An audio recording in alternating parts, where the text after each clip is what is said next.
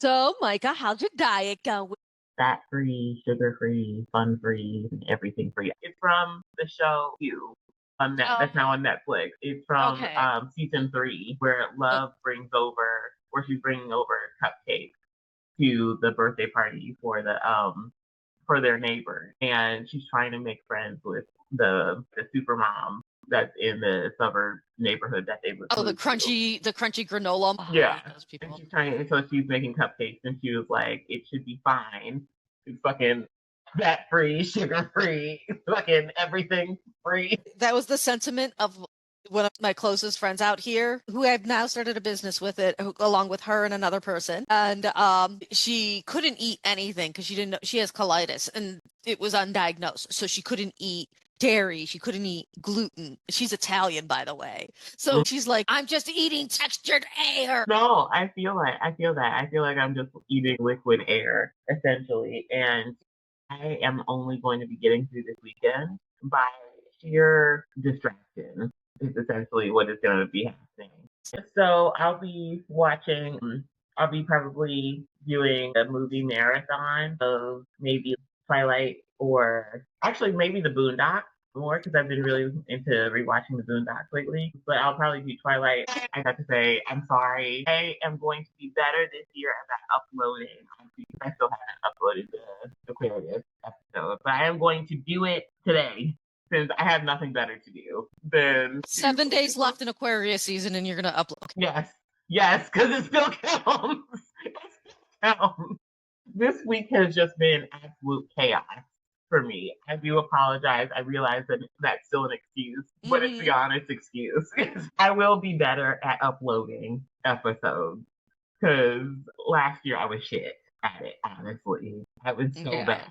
And so I will be doing better. That is my resolution for this.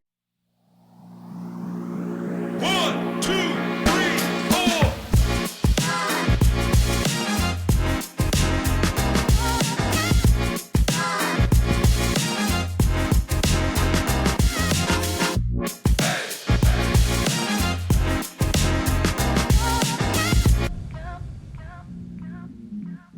Welcome to Half-Ass Witchery, where the Republicans are crying an ocean of tears for our Pisces Micah to swim in. Do you know that me and Bad Bunny are birthday twins? Are you really? We are. I learned that a couple days before the Super Bowl. Fantastic. I was like, he's born on March 10th. I'm born on March 10th. I'm like, birthday twins. That's fantastic. Birthday What twins. was going on?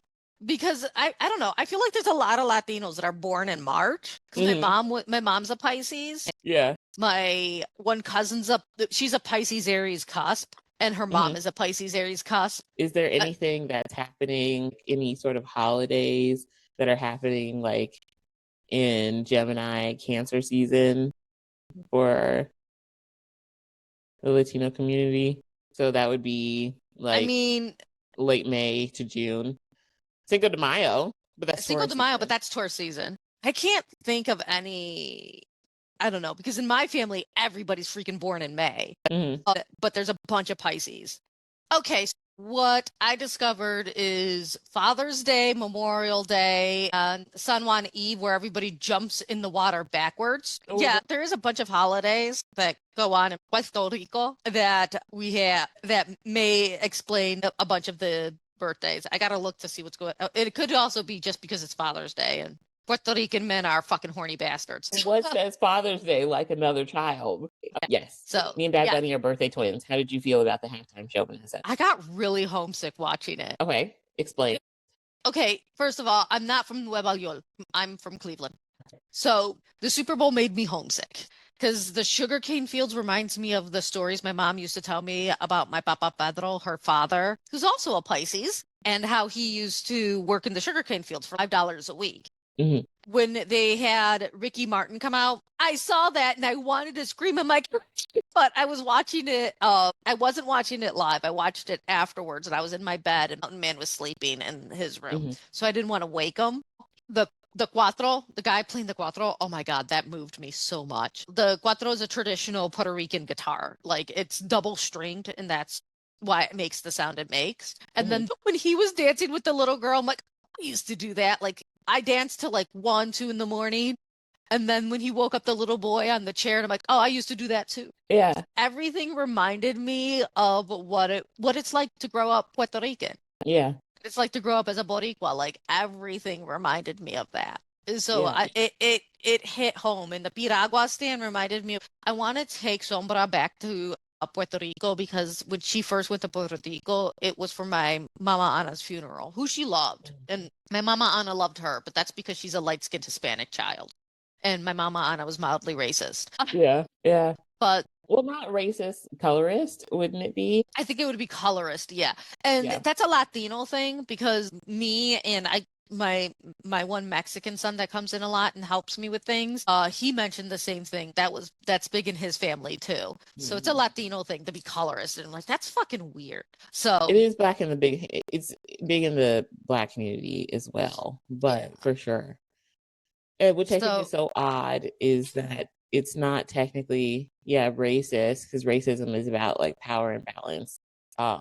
But colorism is within marginalized communities because of different shades of skin, which, we don't have enough time to go down that route. That's gonna be our a Sagittarius special.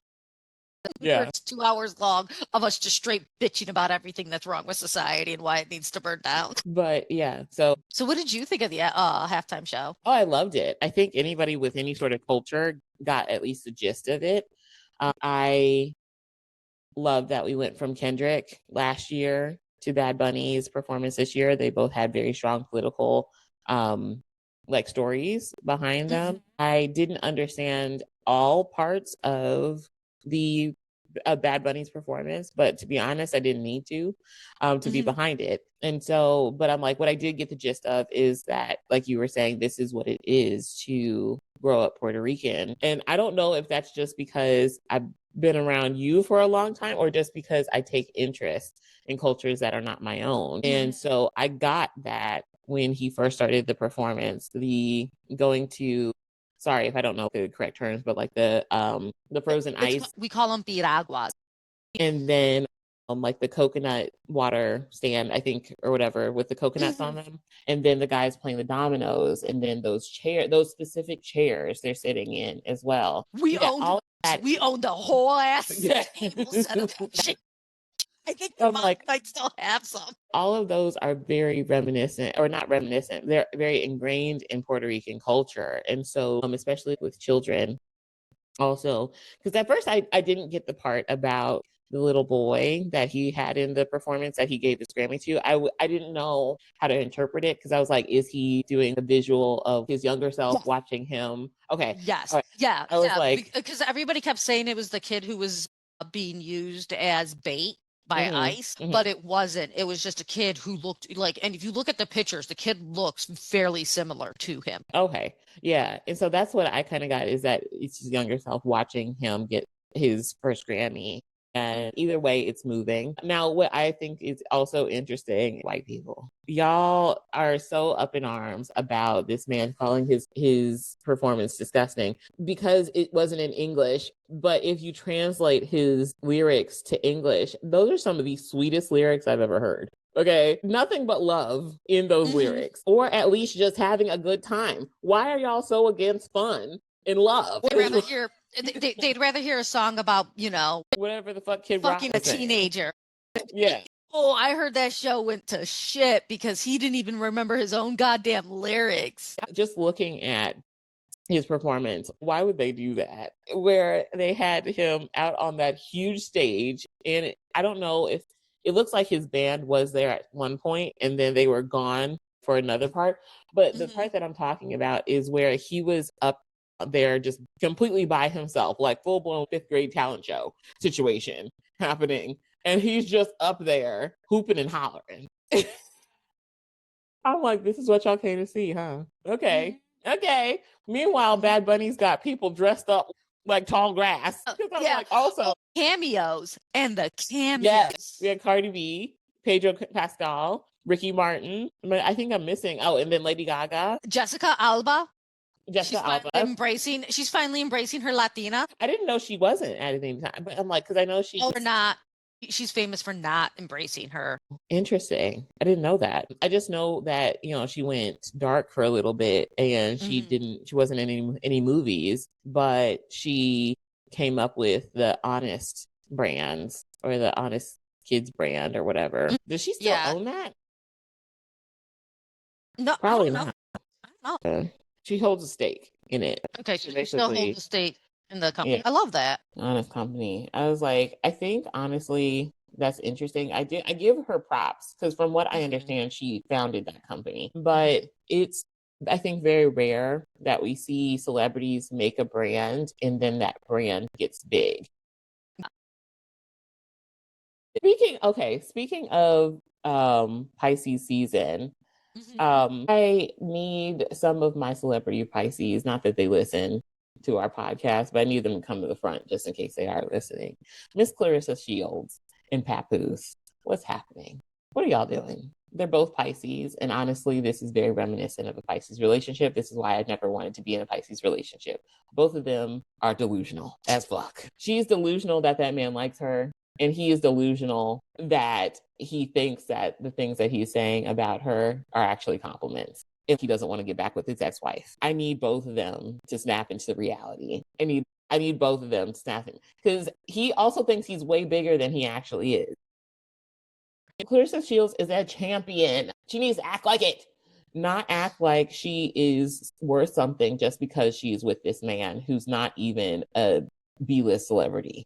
I think he's technically D-list because he was on Love and Hip Hop. My gosh. Anybody on Love and Hip Hop, other than Cardi, Cardi B is the only one that truly made it out of Love and Hip Hop, and she became a big star. I think the only person kind of right below that would be Spice, and that's only because I don't know how big she is in Jamaica, where she's from. So her audience could have the same amount of success in Jamaica. I don't know. I'm not Jamaican, but it sounds like from what she said, which I know is possibly unreliable, that she's done very well in Jamaica. And so she could be that version like Cardi B in Jamaica. And I think that also she did have a song go viral on TikTok, one song go viral on TikTok. Yeah. And so, but other than that, we really have not seen anybody that's supposed to be on Love and Hip Hop for music really blow up like that. I guess, no. Omarion did have his song, Supposed to Be. He technically debuted it on Love and Hip Hop and then it got big. But yeah, I'm like, anybody else? Who are they? But yes, my fellow Bad Bunny, I'm obviously not talking to you, but my fellow celebrity Pisces, I need us to get it together. You are making us look bad. Also, yes, the Pisces slander is wild. It is wild. So somebody was like, just remember that Bad Bunny is a Pisces. And people in the comments were like, yeah, I've never met essentially a good Pisces man that's worth actually having a relationship with. And I'm like, honestly, valid, because neither have I. But I will say, I can tell you stories about my papa, but trauma runs deep. For the women that are Pisces, I've only met a few Pisces that are women. I mean, they're cool. I never really talked to them all that much, but honestly, I feel like that is what Pisces women are like. We don't talk to very many people, to be honest. I don't like being perceived half the time. I have to say that as a Gemini, I love my Pisces women because y'all are ride or die bitches for your people.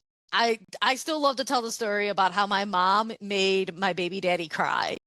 She's 5'2" and I think 175 at the time. He is 6'3" and 300 pounds. And he was a bouncer at a strip club that was very well known for where all the most fucked up drug dealers hung out at in Cleveland. And my mom could not give a fuck. And she made this man cry. She made the man whose own mother is afraid of him cry because she called him a pussy when I talked to her about it. So I will back a Pisces chick all fucking day because you guys are my ride or dies. Yeah, I will say, the men also, I can't really fault you on that, but don't include the women in that. Okay. The men, I will say you guys might have a point because I've met some Pisces men. I've hooked up with a Pisces man, and I will say that they ain't shit. But that's what I feel like. It's because they're a man, not necessarily because they're a Pisces. Fair. It is a fair assessment. I agree. But yeah. So, okay. Also, just as a little zodiac tangent. So I got into this thing, or not into this thing, because I've technically learned about zodiacal releasing while I was in school for astrology, but I did not grasp the full nature of what it was until this week when I had nothing to do, or not nothing to do, but when I was procrastinating essentially. And I went down this whole rabbit hole. So the whole thing of zodiacal releasing is essentially it's figuring out timing for certain events, and you're looking at chapters of your life that are already kind of set for a certain amount of time. So basically years 1 through 15, according to the zodiacal releasing. This is an example. It's not the same for everybody. This is an example. And so from birth till age 15, that chapter for you, according to zodiacal releasing, might be all about your health. And then you move on to age 16 to 50, and then it's surrounding another big chapter in your life, romance or whatever. But the more that you open up the small, because there are different levels, there's L1, L2, L3. So essentially think of L1, L2, L3 as like Russian dolls. So you open up one big chapter, there's like a subset, there's a subchapter. And then the more chapters you open up, Go on. I'm listening. I mean, I'm never sleeping again, but go on. I'm listening. Honestly, neither did I, because I was up so much. Because my biggest thing is I have this fear. I have FOMO when it comes to love. Honestly, fault me as a Pisces. I'm a lover girl all day. So I was like, okay, I do feel like right now I just need to focus in on myself because I'm going to be going through a lot of changes, especially after surgery. I just need to focus on me. Cool. But I was like, okay, but like men ain't shit, but also when will I find love? Because I would really like to know. And so through zodiacal releasing, I actually found the answer. So basically, I don't need to focus on love because it's just not energetically time for that until 2028. January through like March of 2028 is like when that will kind of start up. And that will be like the chapter of my shit out of me. Okay. You're scaring the shit out of me when you were talking about Russian nesting dolls, and I'm like, oh God, I'm not ready for that trauma. Hell fucking no. Essentially, that is what it is, though. It is you're opening up little chapters of time. And the more that you open up, the smaller the chapter gets, or the smaller range of time you're looking at. And so you could get down to when something's going to happen, down to the day and possibly the time. So astrology is amazing. But yeah, I can say fuck these men until January 2028. And then guys, she may remember, she has options, not just one side. I have options. I do have options. I had to work through my gay panic because I can't be out here saying I'm ready for a relationship and then people are out here making me whole tutorials on Instagram and they're just being nice. I can't be doing that. So yes, I will be working on myself, like I said. But yes, I can say fuck these relationships until 2028. That's fair. That's a fair assessment. Astrologically speaking, technically still in Pisces season. Or not technically, we're technically still in Aquarius season when we're recording this.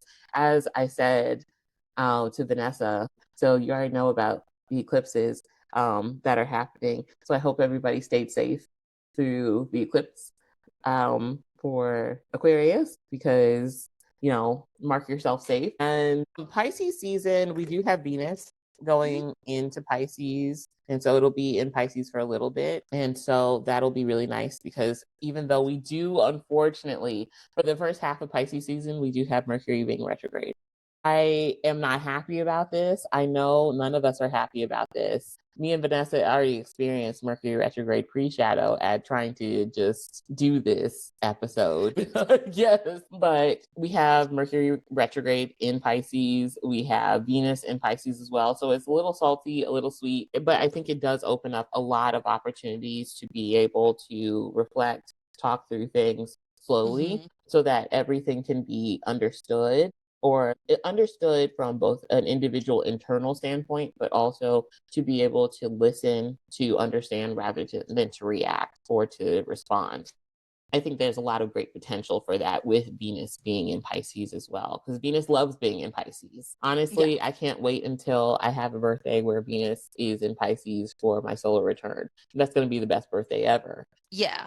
So I want to make mention before we get into tarot real quick. The thing that I had been teasing during Aquarius season has happened. I am officially moved out of Spark Project Collective and now work at Fusion Beauty. Now, I'm not actually working at Fusion Beauty. I'm just set up at Fusion Beauty. What that means is that you can book with me through my website at any time. And it literally, if you Google Bella Bruja, Bella Bruja, you will find me pop up as my business, and you can book me for readings virtually or in person. And I even have hours listed as to when you can find me for walk-ins over at Fusion Beauty. We love it.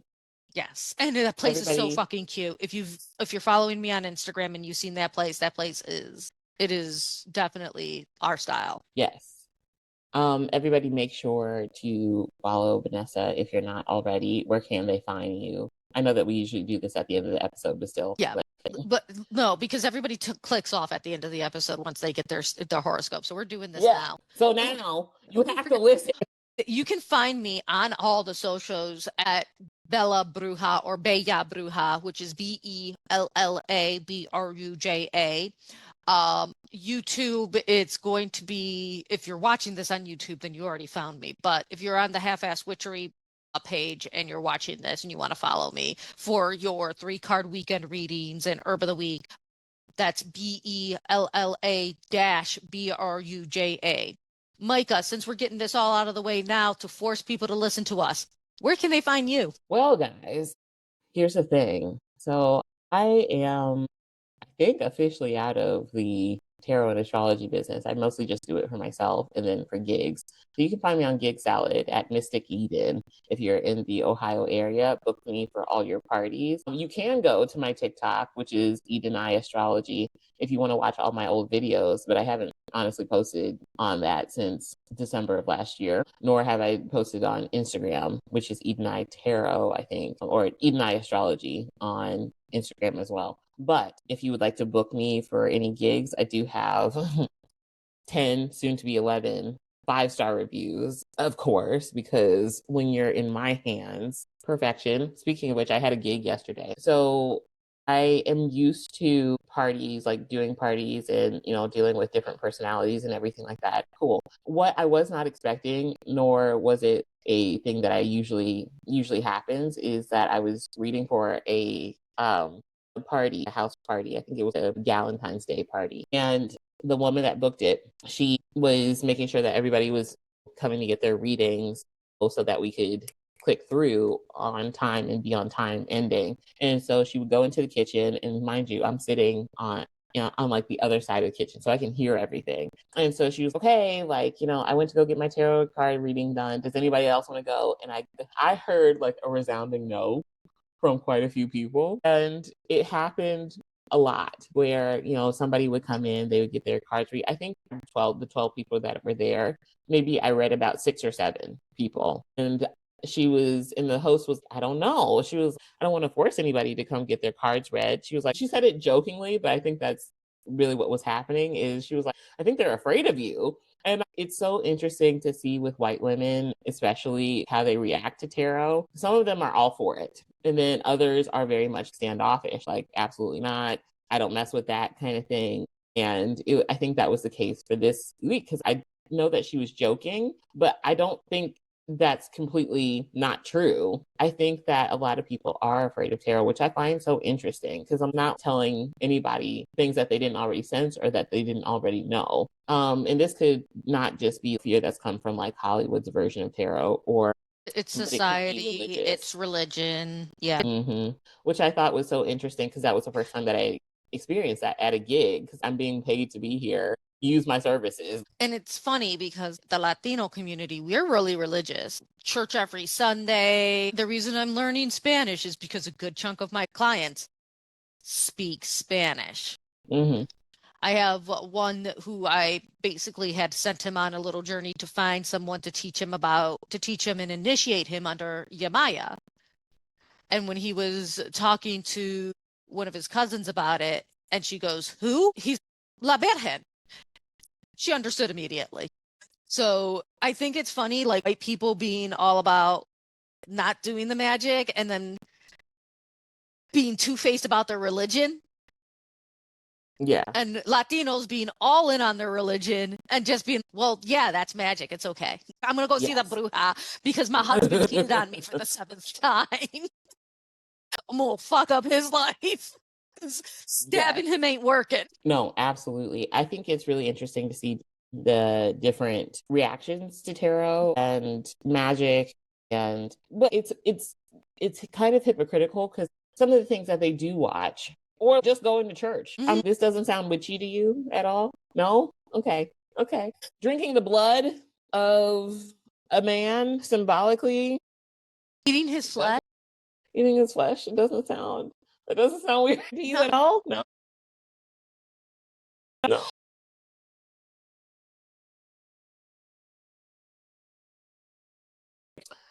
I understand that Hollywood has played a big part in demonization of astrology, the occult, all of that.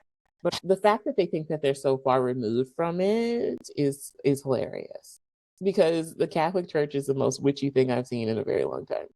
Very witchy. Half of the space is taken up by candles. Yeah, half the space is taken up by candles. And if you've ever really watched a full-on I just did a whole thing on Rue. Folks, in this post-Roe v. Wade world, you really want to start reading up on your Rue. That's all I'm going to say about that. But the church, because a lot of the common folk used the Rue to ward off witches and ward off the plague and ward off the evil eye, the church started using sprigs of rue to do baptisms on full-grown adults after mass. They would spread it on their congregants. It's a practice that's still done today, but now they use this giant metal whatever the fuck. But it used to be rue because rue was the herb of grace and would bless people and would protect people from the devil. Mm-hmm. But no, there's no magic in the church, by the way. None of that. Anyway, tarot. Yes. Let me start off for a Pisces season. And I've already drawn all the cards for y'all. So here we go. Aries, you love Pisces, man. Because we got, you can't see it. You got the lovers. So this is about creating unions, creating relationships, creating friends. I will say that Aries, because of their fierce loyalty, they're amazing at when they decide they're making friends, they are making friends and they are collecting people all over the place.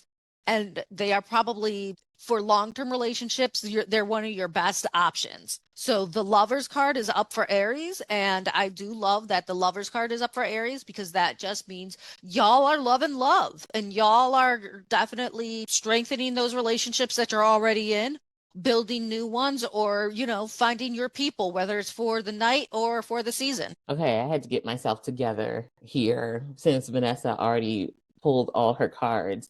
So I will say I apologize. I don't have the actual card out right now because I was pulling multiple cards. But for Taurus, I have Temperance.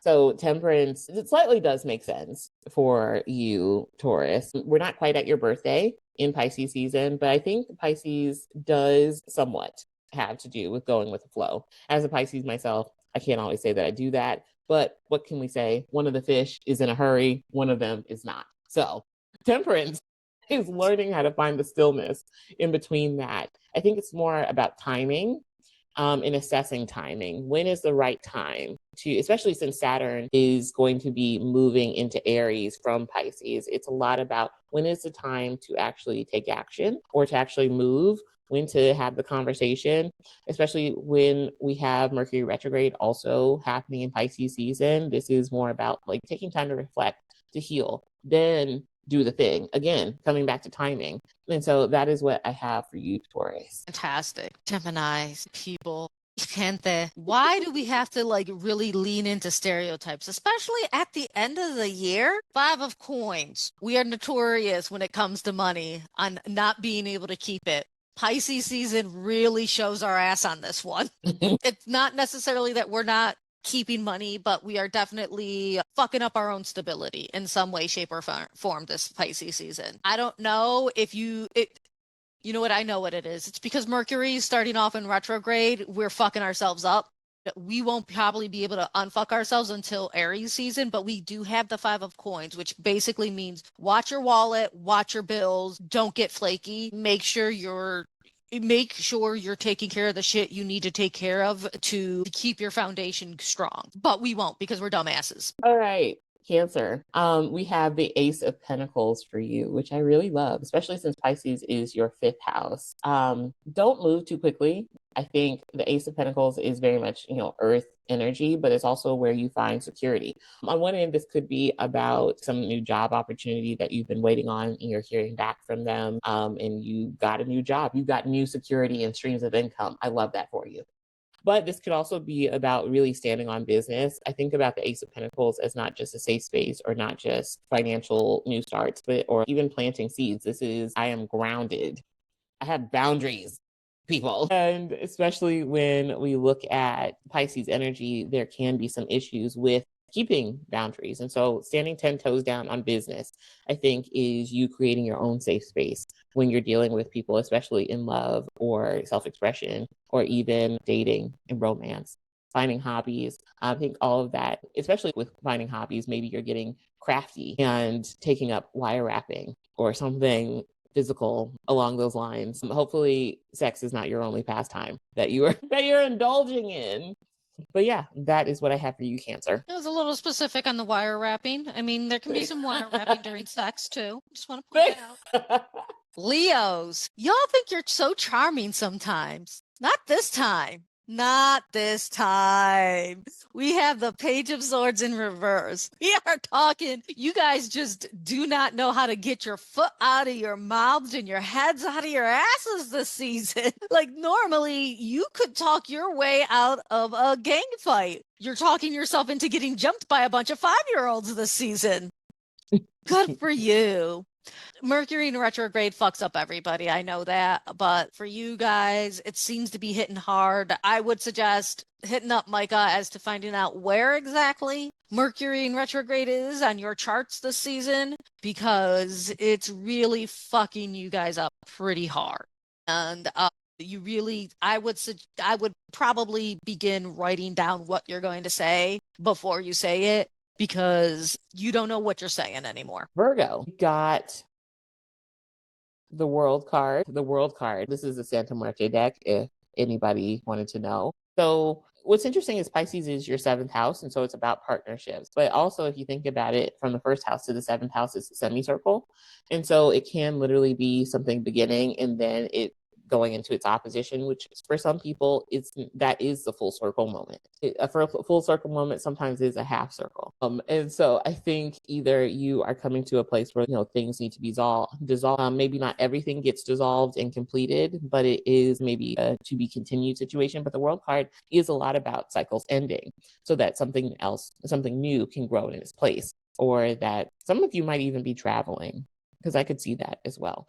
But this is going to be more of, I think, more some sort of cycle completion, or at least starting that cutoff of certain things so that a new beginning can shine its brightest. But yeah, that is what I have for you, Virgo. So Libras, and I don't know. I feel like this is very much a Libra thing just because of the Libras I'm surrounded by. Y'all plan and plan and plan and plan and plan. And scheme and scheme and scheme and scheme and scheme. So we have the Two of Wands in this case. And that is very much the planning card, at least in the Rider-Waite deck. I have to double check myself on the side, but in the Rider-Waite deck, the Two of Wands is your planning card. You guys are making plans. You guys know this isn't the time for action for me. This isn't the time for me to be talking my shit. I'm going to be quiet. I'm going to watch, and I'm going to make sure that I'm planning this shit out right. And I love that. But remember, y'all like to make plans and then get analysis paralysis. Don't fucking do that. I will punch you guys in the balls if you do. Get out there and do the plan after Pisces season. All right. So we've got for Scorpio, we've got the Hierophant, which interesting enough, this is Taurus's card. So for Pisces season is your ninth house, though. And so what's interesting is I don't know if some of you are getting married, getting engaged, perhaps, mayhaps. The ninth house does have a lot to do with rituals, but it also has to do with beliefs as well. The Hierophant is about commitment at the end of the day. How committed are you to something? This could be about learning, especially since the Hierophant and the ninth house both have to do with either higher learning or some sort of guru, mentor, school, all the things. I think you're expanding what you believe in or what you're learning during Pisces season. This could be getting into tarot, getting into studying something a bit more spiritual or esoteric, even all of those things I could see for you for Pisces season, for you, Scorpio. So that's what I have. Sagittarius, my cousins, mi primos. You're going to hate Pisces season. We have the Eight of Wands, which in the Rider-Waite deck means movement, fast movement, quick movement. And y'all are all about that, except it's in reverse. So it's y'all stuck. Y'all are just, there's no movement for you, any of us. Sagittarius, so for Pisces season, we're talking about you guys just not being able to make any moves, not being able to make any quick moves and be able to just, you kind of just have to sit in your shit this Pisces season. And this is probably the best time to start contemplating about what it is you're supposed to be learning instead of constantly running away from it. So, Eight of Wands reverse for Pisces season.